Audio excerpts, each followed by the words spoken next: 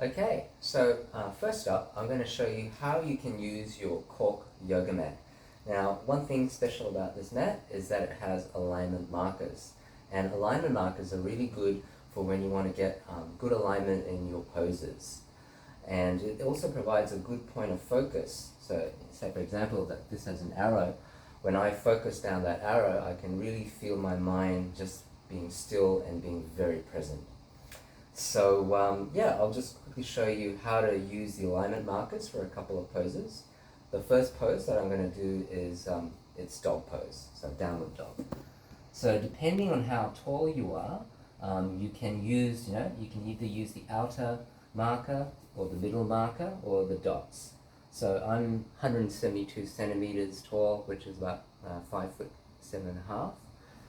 So I won't be using the full, the outermost markers. So to go in a downward dog, I just put my hands on the little diamonds, and I can put my feet and align those on the diamonds. So you can see that the toe is on the diamond, and the heel is actually on the back line. And I try to get my body along the center line, which is what the arrow is all about. So just like that. Easy. So that's an example of when you're doing something like dog pose. And the second pose I'll show is a warrior pose. So it's more of a standing pose. And you can see here that I've got my foot along the center line, the front foot on the center line, and then with the back foot, once again, I can either put it there, or I can put it there if I want a wider stance. Let's see how I go with that. Yeah, I think this will do. So then I can go into warrior, and just like that. So yeah, just have a play around with the alignment markers, but I certainly noticed that it's made a big difference to my practice.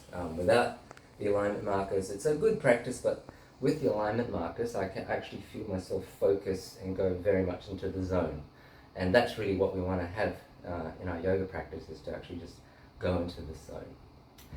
So another thing about the Cork Yoga Mat is that, so this mat that I'm using, which is by YogaDood, this mat is good because it's quite thick, and Cork Yoga Mats are generally work best. They generally work best when your hands are wet, when you're sweating. But what happens in a drier climate is that it can feel a little bit slippery. Now the good thing about this YogaDood mat is that it's not slippery. So otherwise you'd probably have to spray the mat with a bit of water or spray your hands and feet with a bit of water. But as you can see, it's got good grip without any spraying at all.